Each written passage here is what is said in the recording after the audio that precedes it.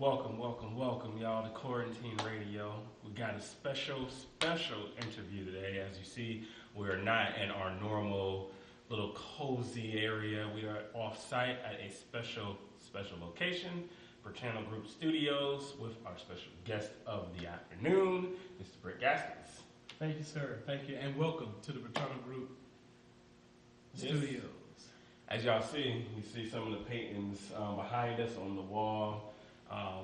We are just, it's a very special location again. I mean, some of the paintings in here, we'll do a tour later. You guys get to see some of the stuff that's going on, but there are some beautiful paintings in here. But we will talk about that later. For all our new guests, our new listeners, our new watchers, I want to start with your backstory, so all the new people can get to know you, get to know who you are and things about you. So before we go into how you got here, okay. Tell them about your early life, man, your upbringing. Okay. Earlier off camera we were talking. You said you were from Bronx, right? Brooklyn. So how was it, man? How was growing up in Brooklyn? Okay. I would say it was wonderful. I only was there 7 years. I'm not what you call a person that was born there and lived there all their life and they had the accent. Yo, what's up, my man? Yo, thank y'all for coming through for the interview. This is Brent. You know what I'm saying? I'm from New York, Brooklyn, Coney Island. I don't have that accent. Mm-hmm. I grew up in the country. I grew up in Camden, South Carolina. Oh, okay. So when we were in Brooklyn, New York, 7 years old, moved down south, grew up in Camden, South Carolina, went through the public education system there. Middle school, ended up in Columbia, South Carolina. Through high school, through college. College only a few years, did not graduate, went to University of South Carolina for the engineering program. Mm-hmm. High school, W.J. Keenan High School, shout out to the Raiders, that's where I graduated from. Eau Claire High School, the Shamrocks, I attended there 1 year. They have a great basketball legacy there, and track. And my freshman year was Richmond Northeast, the Cavaliers, all in Columbia, South Carolina. After 2 years of trying to do it the way that people said I should do it, graduate from high school, go to college, get a degree. When that didn't work out, I stepped into life. Mm-hmm. Military, Army Reserves, 2 years active, 4 years inactive. Never seen combat. Used to tell wonderful stories back in the day because I'm a dreamer. Mm-hmm. But I never saw combat. Never saw combat at all. I do respect those soldiers that did, give their lives. Some of them gave limbs, body parts in the war. So the real soldiers that really did go to the war, I salute you. In the past, yes, I've spun marvelous stories of what I did in combat. I didn't see any combat. The only combat I've seen is life. Mm-hmm. And right now I'm on the upside. I got knocked around a little bit. Stepped into this filming. 2015, Captain America 3 Civil War was my first movie set. Okay.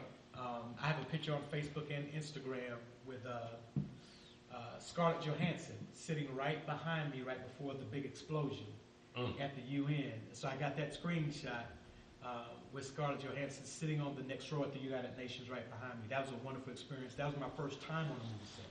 Okay. Yeah. And fast forward, a lot of movies. I'm in Avengers Endgame that comes out in April. Okay. I shot multiple scenes and filmed for 3 days as a featured drill sergeant. That's where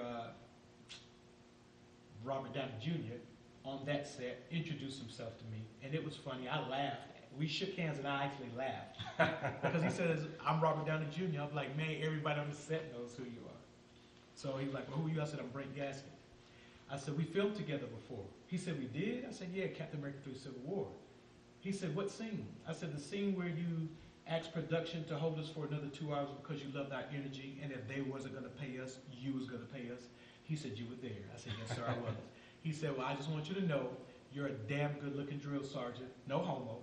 And he said, "Are you proud military?" I said, "Yes, sir, Army Reserve, 2 years." And he was like, "Thank you for your service." I said, "Thank you for taking the time to come over and speak to me, all these people on the set." So when he walks off, all of the background is like freaking out. Like, what did he say? That was Robert Downey Jr. Yeah, I know who he was. He was standing right there in front of me. You know what I mean? Like, Iron Man walked up. We seen it. We saw him walking. We didn't know where he was going. And we saw him walking towards you. And then he like stopped right in front of you. He was like, oh my God, he's right there in front of Brent. And then he stuck his hand out first. That is so cool. Robert Downey Jr. came to you. He walked up to you and asked you your name. I said, yes, it is amazing. And I said, I only look as cool and as calm as I am right now while the rest of y'all are freaking out is because I have already fainted and died inside my own body because Robert Downey Jr. came and introduced himself to me. Yeah. And that's not so much as a fan, but out of respect for who he is as an artist. Yeah. I like Robert Downey Jr. because he reinvented himself. And that reinvention of himself is part of what drove me. When people, when I started doing this at the age of 48, what are you doing? You stupid? You have a background in mortgage banking. You have a background in mortgage underwriting.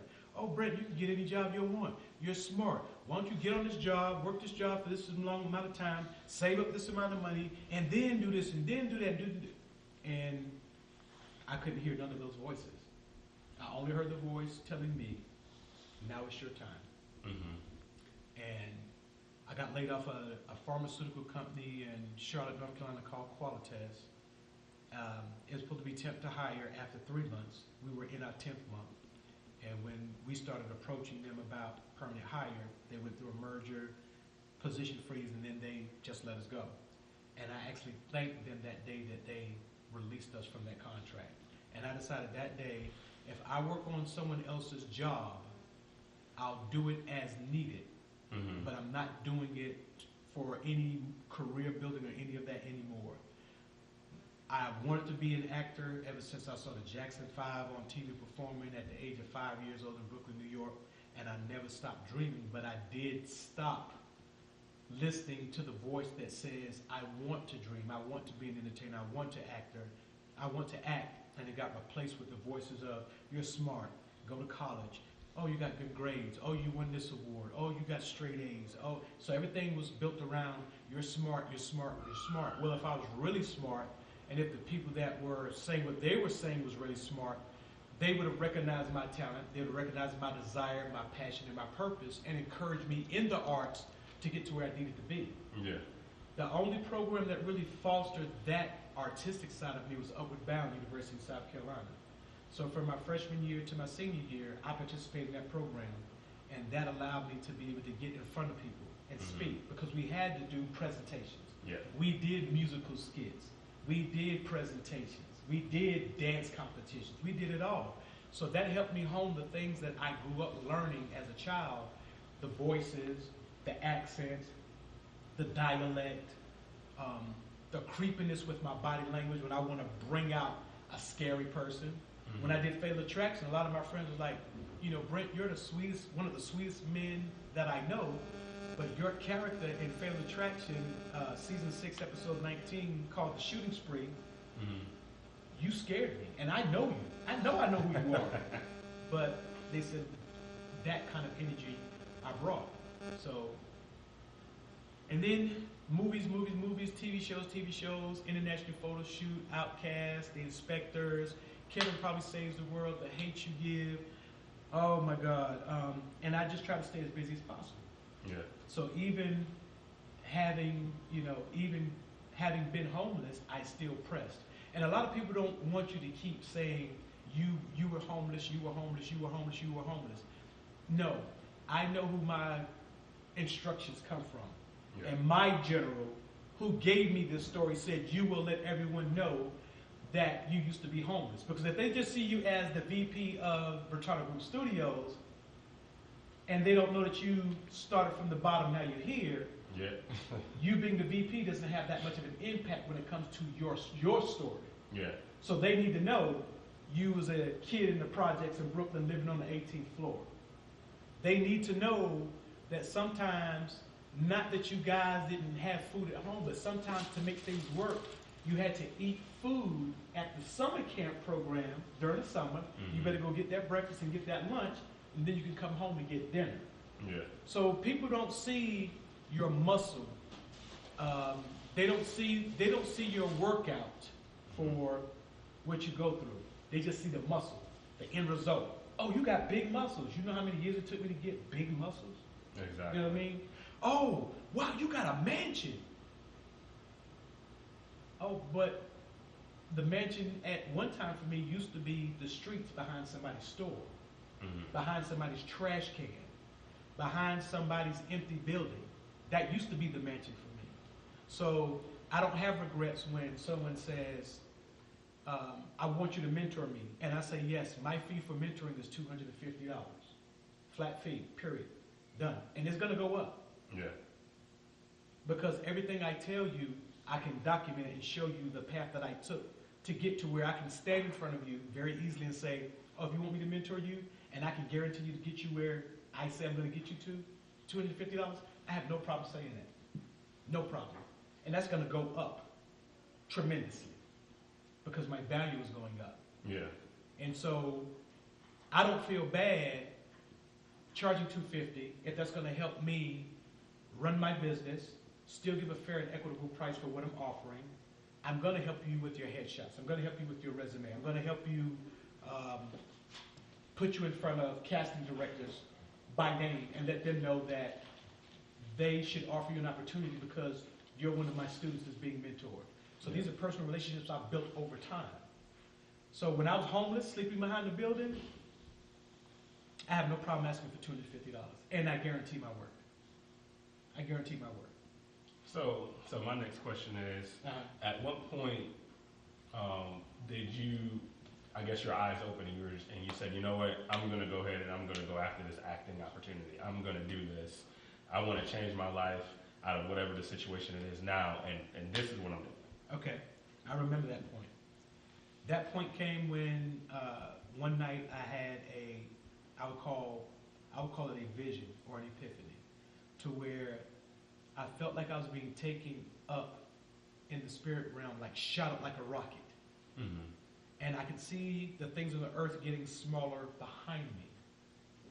But then I reached a bubble.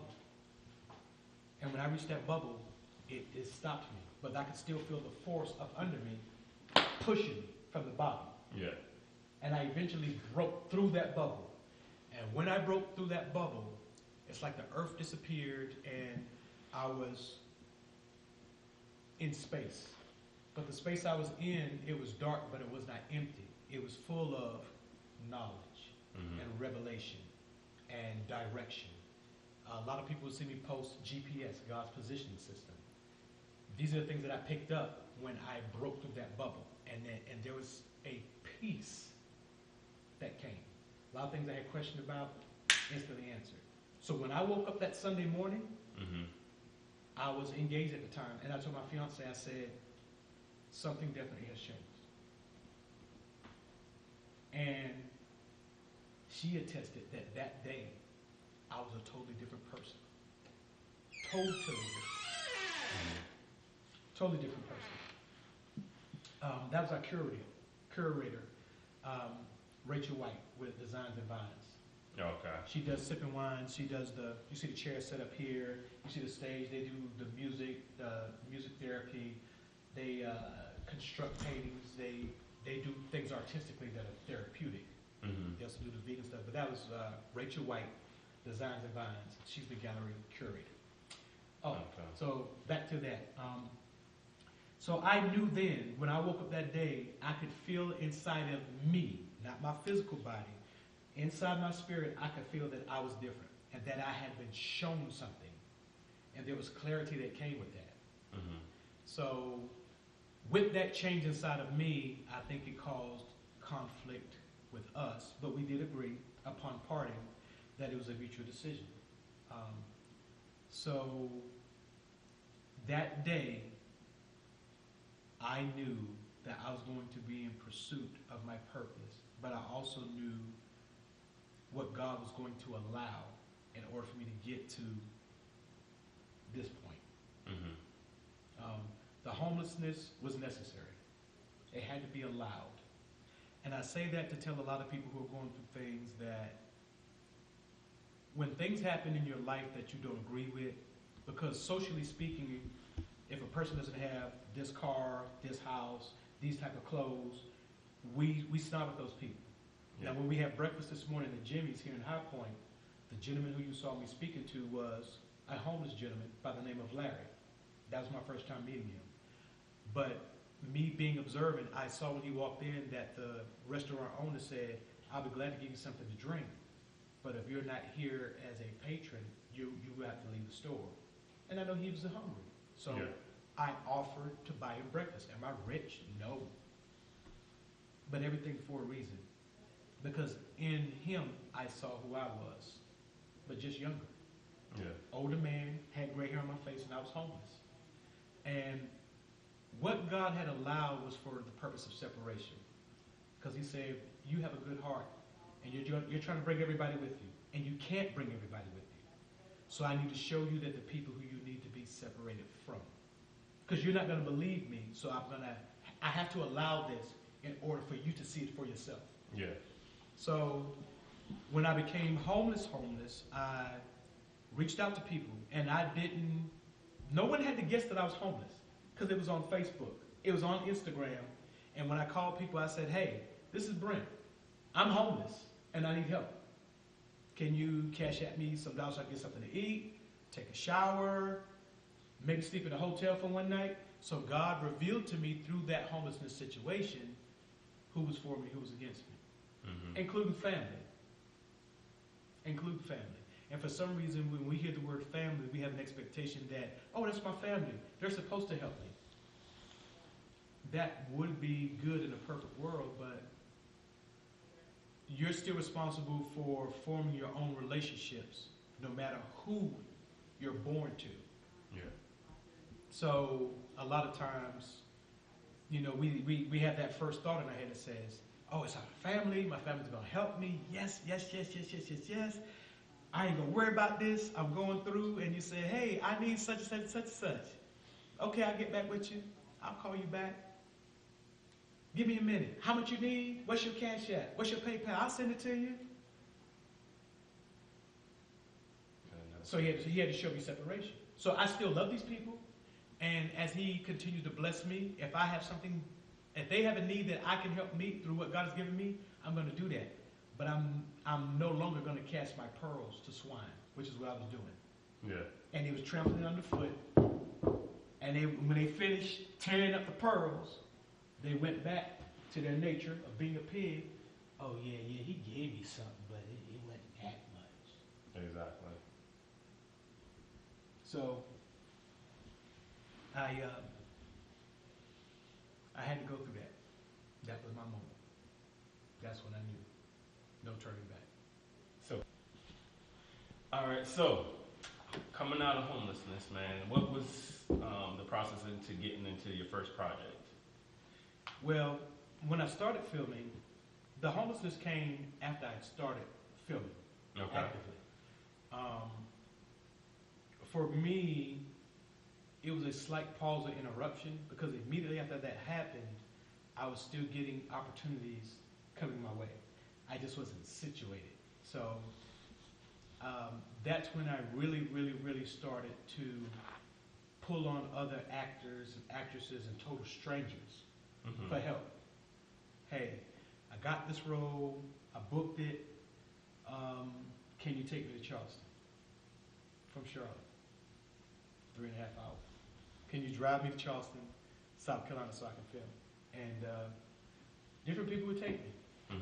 And they blessed me. And I would tell people along the way, whatever you see, it's not all just me. I had people that helped me. People did cash out me money. Total strangers. Acting brothers and sisters that I met. Some of them I never even met in person. We just friends on Facebook. But they saw my story. And they saw that I wasn't afraid to say, this is what happened. But see, failures have to be highlighted in order to create the distance, the separation that needs to be in place. Your life has to show a change. No matter who you are, whatever you were born into, that's not who you are. Your life has to show a change. Something has to be a progressive point to where you pivot and take ownership of who you are as a human being and as a person. So when I hear people ask me, oh, well, what's your purpose? honestly, acting is a part of my purpose. It's a part of my platform. Mm-hmm. My purpose is to really help people to become a better them. That's really my purpose. That's what I thrive on. I thrive on seeing people go from, well, I don't know if I can do it or not. I mean, it's kind of hard to, if you say I can do it, I can do it. If I think I can do it, I can do it. So a lot of people, it's their mindset first. Mm-hmm. You know, some people years ago took the red pill and some people took the blue pill. Some people, whatever the world tells you, you accept it, that's it. Yeah. That's why you have people upstairs here that they're forced into certain thinkings because society says, as a standard or as a norm, this is what it should be. I went and spoke at a high school yesterday here in High Point Central. I was invited out by Donna Price and Miss Bowie. Their marketing one and entrepreneurship classes. And I asked, I heard one kid say, well, this ain't important. But he was the main person in the class that every time he opened his mouth, he was talking about money. Okay, so you got the cure for cancer, but you don't tell nobody that you got the cure for cancer. You're not going to make any money. Mm-hmm. But once you tell people that you got it, how you present it to them and how many people you reach comes from, number one, you being an entrepreneur, to finding the cure. Because most people who work in a vein or a system, they don't think outside of that system. They think within the system and what it takes, what's necessary for me to get my job done in this system. Yeah. So if you give me a job as a customer service rep, I have one or two choices. I can say, well, let me go through the training for this company. Let me find out how to articulate on the phone clearly. Let me find out how to communicate clearly. Let me find out how to listen and understand what a person is telling me, not with what they are saying, but with what they're not saying. Let me learn how to use the background noises with the customer I'm talking to build a relationship. If you're not on the phone talking, I call you, hi, this is Brent Gaskins with a company, Brittano Group Studios. And I'm just doing some random calls to people in the community, in our footprint, and just asking them 3 or 4 questions about what we can do as a brand new business entity in the High Point area to serve the community. We want to impact women, men, and children. Mm-hmm. So we have a few questions. Do you have to ask a question? No, I don't mind if you asking. Well, if I'm starting a conversation with you and I hear dogs barking in the background, I'm going to use that sound, something that you're familiar with, because if it's in your house, you hear it every day. Yeah. So it's a trigger for you, like Pavlov's dog. Every time the bell rang, the dog jumped up and, where's the bell? Where's the bell? Mm-hmm. So my trigger when I'm talking to a customer is, what do I hear in the background that I can make an association to connect with this person? Because I don't want them to buy Brittano Group. I want them to buy me. Yeah. I learned in sales that you sell yourself first. So no matter where you go, you can always sell you. If I simply only sell the Brittano Group, then if I leave the Brittano Group and go venture into my own business, because I've helped Brittano Group get to a certain place, now I want to spread out with something I want to do, nobody's going to know me because I introduced them, connected them to Brittano Group, mm-hmm. not to Brent Moorer Gaskins. So with branding, it's about connections. Most people who have a huge following on social media is because they have connected with people. Mm-hmm. You're not going to get 40,000 active people watching a feed unless you have connected with people. That's like watching a TV show. That is true. If you got 40,000 people watching for 15 minutes and you get $1 for every person for every 15 minutes they watch, that's good money. If you got a quarter for every, and you got 40,000, that's still great money. So you have the ability to control and create who you are. Mm-hmm. And when this kid told me, he kept talking about money, money, money, but then he's sitting in a marketing and entrepreneurship class and said, this is not important. And so I said, how many of y'all market and sell every day? Nobody raised their hand. I said, all of you do. Please raise your hands for it. Oh, I jumped all over these kids. But not in a bad way, in a good way. But I jumped all over them. Well, no, I don't brand. I don't market. I said, okay, you don't? Come up to the front of the class. I started picking people out because I saw their logos. Your logo is your brand. That's your advertising. And I said, now, what kind of shoes you have on, young man? Oh, these are Nikes. These are the Air Force, this and that, and this and that, this and that. I said, okay, where'd you get them from? Oh, I bought them from so-and-so, so-and-so. How much you paid for them? Such and such and such and such. I said, okay, now, I just asked you that in this classroom today. This is your first time meeting me. You just gave me a referral to Foot Locker to buy these Nikes at this price because that's what you just sold for them. You just marketed for them. Yeah. The only difference is Nike's not going to write you a check because you told me where you got your Nikes from. Neither is Foot Locker. But you market every day. Next young man, Under Armour logo. Next young man, Myrtle Beach t-shirt. Next young lady, everybody had on something in your advertising. I said, and I asked all of you the same question. When you first got that and put it on, did anybody walk up to you and say, hey, I like that. Where'd you get it from? And you said, oh, thank you. Yes, I got it from this store. How much you pay for it? Oh, it only cost this amount. You just sold for that business entity. Yeah. You just marketed for them, but you're not getting a check. So you got the marketing side down, now the entrepreneurship side. How can I make money referring people to business? Well, if you're a friend of mine and you work in a Nike shoe store, I might form a personal relationship with you. Okay, hey, bro, you don't have customers. You got customers that come through organically through the mall. I'm going to send you some referrals. And if those people buy from you, between me and you as friends, you need to hook me up. Yeah. You need to either slide me a little piece of dollars or you're going to do something. Slide me that Because I'm sending you business. Exactly. So successful people find a way to touch and help other people as many times as they can with something that they want to need that they're willing to pay a price for. That's what true success is. So that's why I say my purpose is helping people get to their next level. Get you out of that funky space inside your head. Mm-hmm. And there's a lot of things, there's a lot of free radicals in our world that we as human beings consume in our spirits that cause us to be stagnated. I don't like religion. Understand what I'm saying? Mm-hmm. Because if you are practicing something, you as an individual, if you're practicing something, I don't care what name you call yourself by, and that thing that you're practicing puts you in a place where you're in bondage when it comes to your everyday life, your living, your decisions, I don't agree with that. You can't tell me in one sentence I'm free and there's no condemnation, and then the next day if I say a word or if I get angry or if I have a human emotion, now you're telling me I'm going to hell for that because I'm human?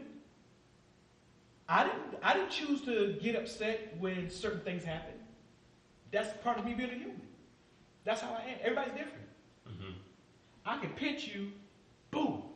You're like, oh, it's just a pinch. I can pinch another person, boom. They're crying. They're hurt. Oh, I can't believe you hurt me. I can't believe you pinched me. Oh, look at my skin. Look at the red sore. Honestly. Yeah, that is true. People are different. So I think we make the mistake when we mess up and say, well, this is what I believe, this is what I think, and you ought to think and believe the same way. And if you don't, we have a problem. That's the problem with our president right now. He don't care about nothing or nobody. And this country does not see that yet. And yes, I said it. Ooh. Ooh. People always talking about, oh, you better not say that. They're going to come and get you. Man, they can come get you anytime they want to. You haven't been watching TV? You haven't been watching unarmed African Americans getting shot down like a dog in the street?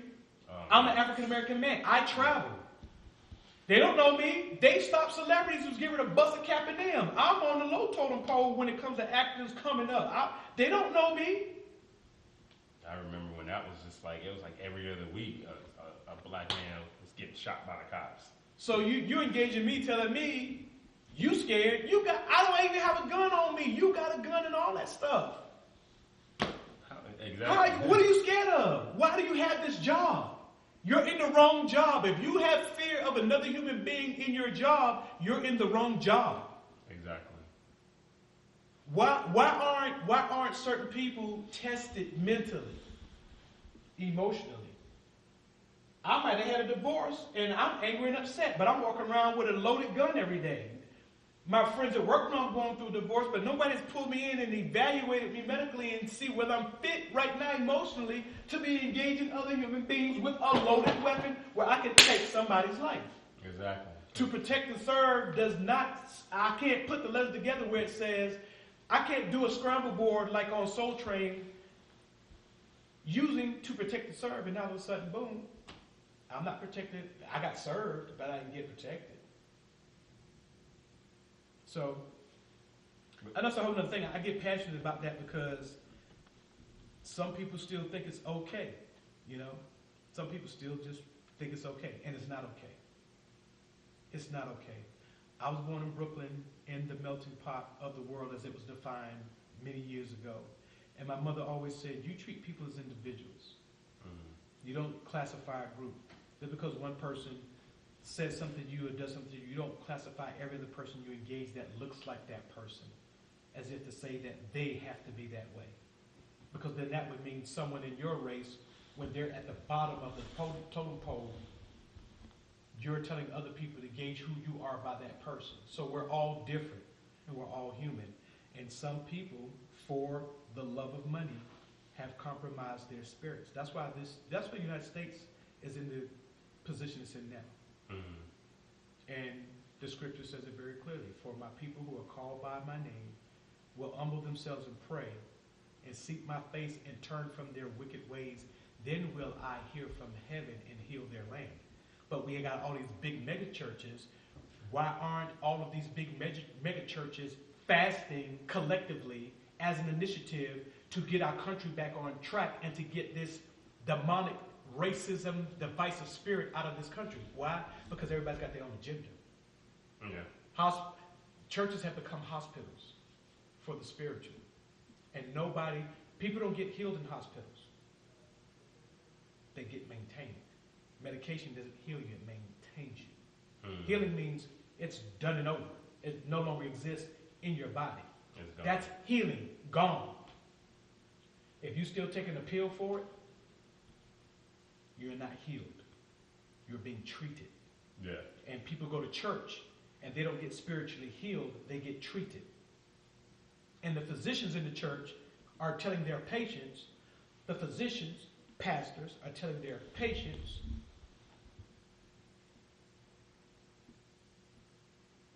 anytime you have a pain or ache, you come see me.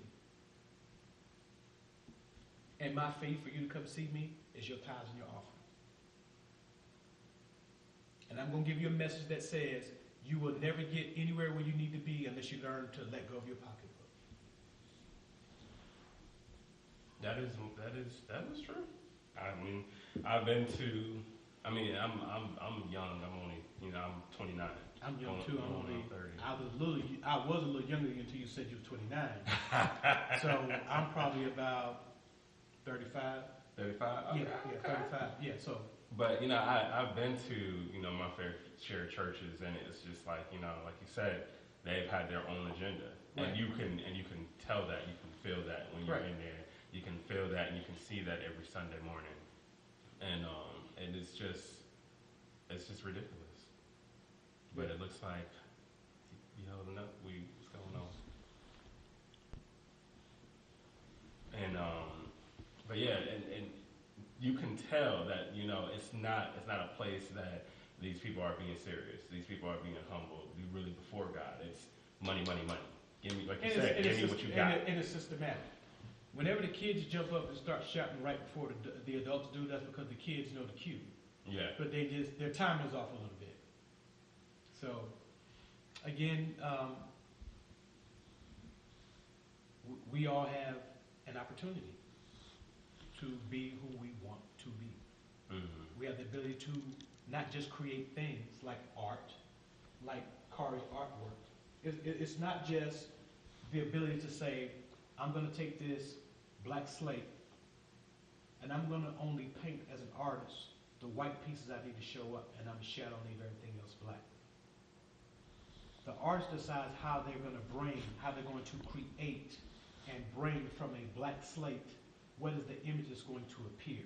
Mm-hmm. So we have the ability to sing, to play instruments, to film successfully, to create sculptures. If we have the ability to create, then why can't we make ourselves who we want to be? So you can take this black board and create something that people actually would be willing to spend money for. Yeah. Because you changed it from just being a black board to now with the white highlights, an artistic piece of artwork that you can actually recognize that is a man's face. Somebody will buy this, will pay for it. Well, guess what?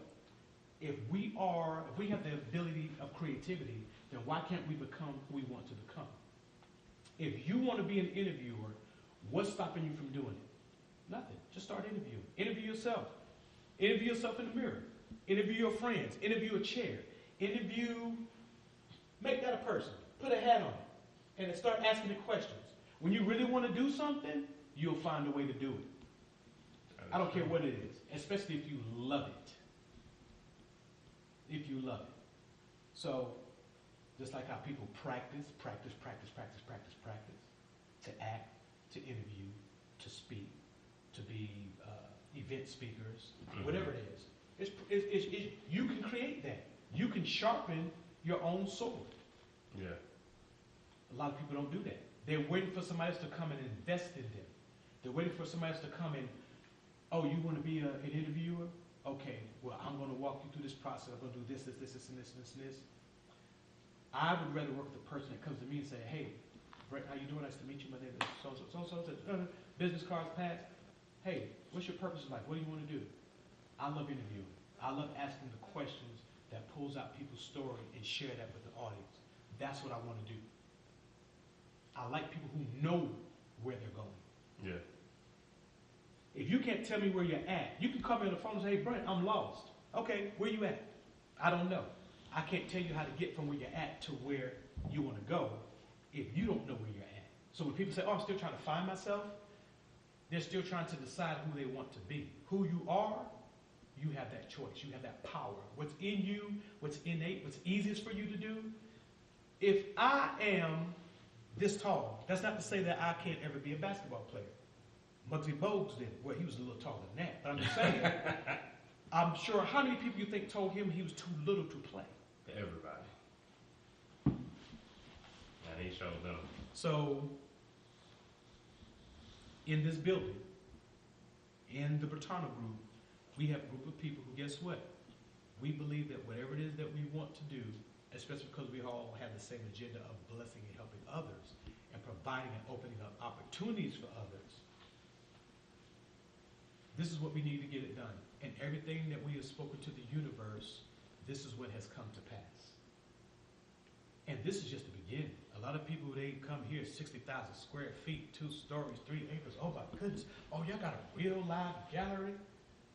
Yes, what did you expect? Was it supposed to be only 3 pictures on the wall? No, this is a full-blown gallery. Gallery. Events held here. Gallery. Mm-hmm. Ain't a room, oh, y'all got a couple of pictures, come on in. No. So, the vision of this company, from Julian Brittano, actor, a lot of different projects. He's in the Good Life with Kyla Pratt and the Tate Brothers. He's in Greenleaf. He's in Shots Fired. He was Aisha Hines, one of her hands on that project. Levy, all over the place. This guy, and I want to share this too. And if there's a reason I'm speaking to you right now directly. How much time do we have before we cut? Because this needs to be said without interruption. Oh, 14 minutes. 14 minutes, great, perfect. Let me get this off my chest. Mm-hmm. Y'all interviewing me, right? Yeah. Okay, good. All right. Thank you guys, first of all, again, for coming out for this interview, sharing this time and space with me.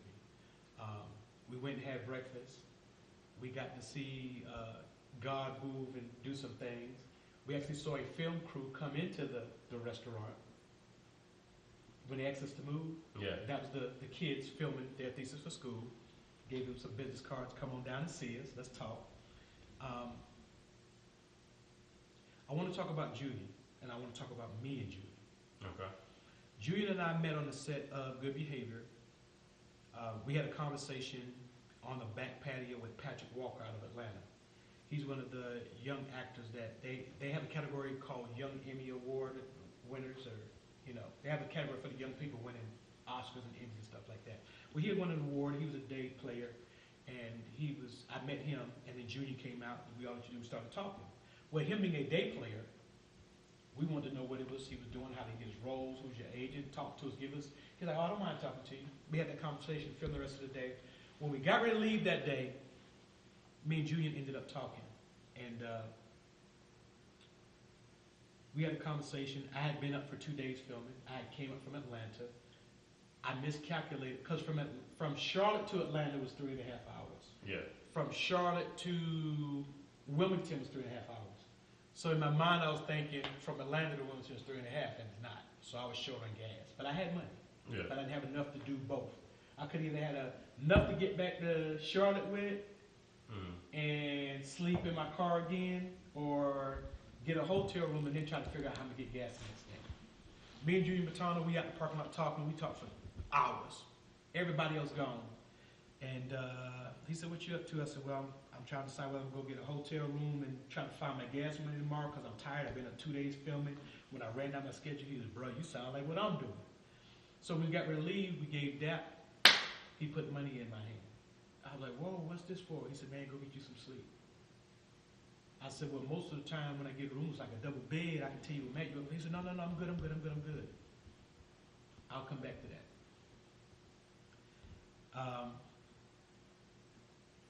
He did me a square. I ended up getting some sleep. I was dibbling, dabbling in casting. Casting director called me, hey, can you do this? No, I can't, but I got a guy I can send you. You do? What's his name? Junior Brittano. Now I'm trying to pay him back because he gave me money where I could lay down and get rest after 2 days of up filming and driving hours. And I said, Junior Brittano, send him, send a book, leave. So a lot of things happening. Next thing you know, he on Gringley. David, the bartender. With Oprah Winfrey. So now, God blessing. God blessing his steps in one vein, he's blessing mine in another. Now I'm helping casting directors. Now I'm casting on projects. I am one of the casting people on Shots Fired. Who do I cast? Of course I'm a cast boy. With a lot of other people. Boom, boom, boom, boom, boom. We did a project in Greensboro. It's called Expose. Everybody jumped in on it. Everybody excited, hot, loving it. Energy was there. Everybody in this area. Boom, everybody. Yo, I wanted everybody. Oh, I want to do that. I want to do that. And we opened up as many doors as we could. We filmed it, 16 millimeter. Had some things happen on the back end that didn't go the right way. But nobody ever maliciously said, I'm going to do this, I'm going to do that, because I'm trying to hurt you. Nobody ever said that. Nobody ever did that. And I know who I am as a human being. I know who he is as a human being. So when things fell out between the top people, actors and actresses started taking sides and split. In the Southeast, in Greensboro, High Point, Winston-Salem, Charlotte area right now, actors and actresses that we should be doing projects together in this 60,000 square feet, 2-story space, 3 acres. We're not doing it because of ego, pride, and, oh, this person did this person said that. Listen.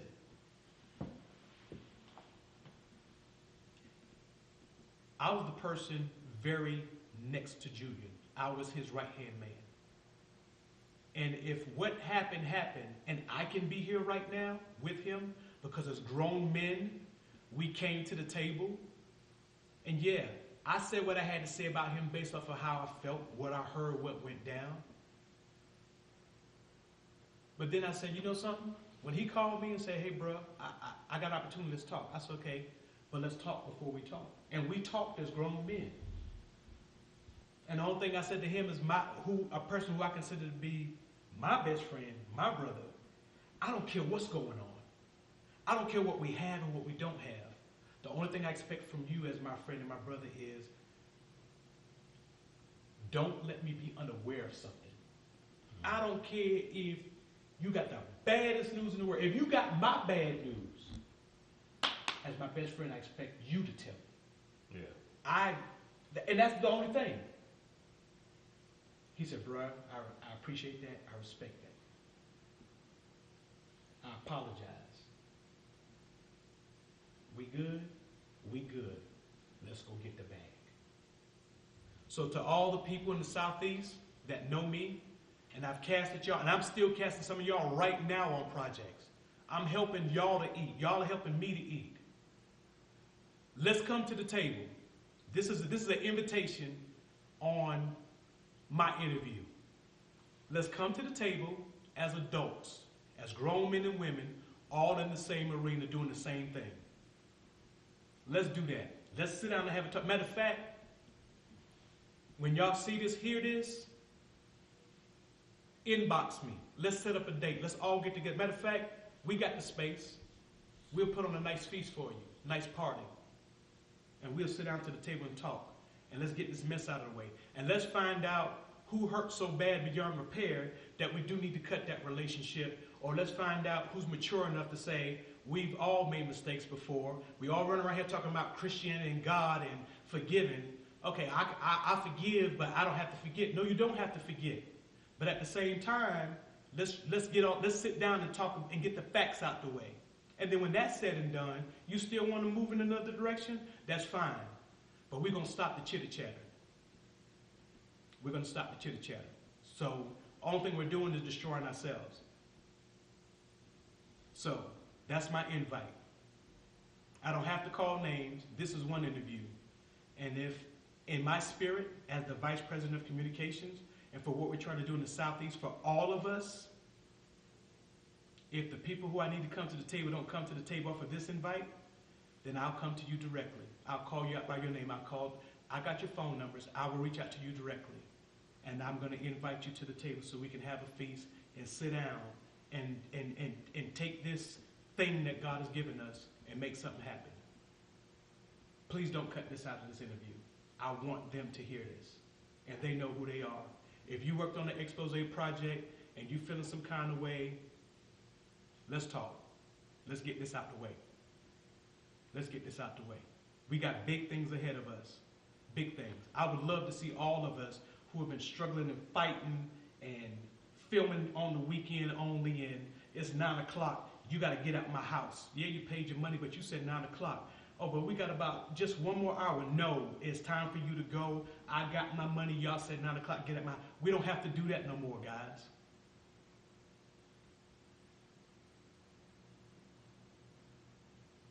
We need to be adults about this. I had to come to Julian. Julian came to me. We had talked. We apologized to each other. We set our clear communication for what's going to happen in the future. He knows now that I don't care what's happening, good, bad, or indifferent. You tell me what's going on. If I'm your right-hand man and I need to help you or protect you or make sure that they don't get the wrong message, I need to know what the right message is. And we got that understanding. So that's why I'm on the stage right now. If we didn't come together, and he approached me, he bowed his head. Now I'm bowing my head as the VP of Communications because I know what I'm doing. We have new movie projects coming in here. This will work because God said it will. Mm-hmm. It's not going to get, what's going on here is not going to stop if we don't come to an agreement. But I hope we do because I want everybody to eat. But I want us to eat honestly. No back talking, no backroom conversations like all of us have done. None of that. Let's get it right. Let's come to the table. Let's start over. It's just that simple.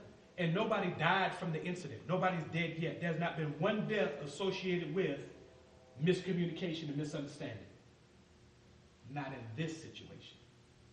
So let's make it right. That's my honest plea. Y'all know me. Can't nobody buck my record. You know me. You know me. I have openly put my life on social media. And I'm putting my life again and telling the Southeast community, let's get this right. Let's stop playing games. Let's stop all the talking. Because again, we have the opportunity to make this right. And if you don't have to come and kiss me on the lips, but let's come and have a conversation. And if we can either agree to move forward in a better light, better understanding, or we can still keep our separation as far as distance and maybe not even work a film together. But let's stop this back talk, this back channel talking, and this back chatter. That been over with. If that was a hindrance, God wouldn't have this in place now. So, call me, DM me, text me, email me. We're gonna have that conversation. I'm gonna reach out. I'm gonna call you. If you don't come to me, I'm coming to you.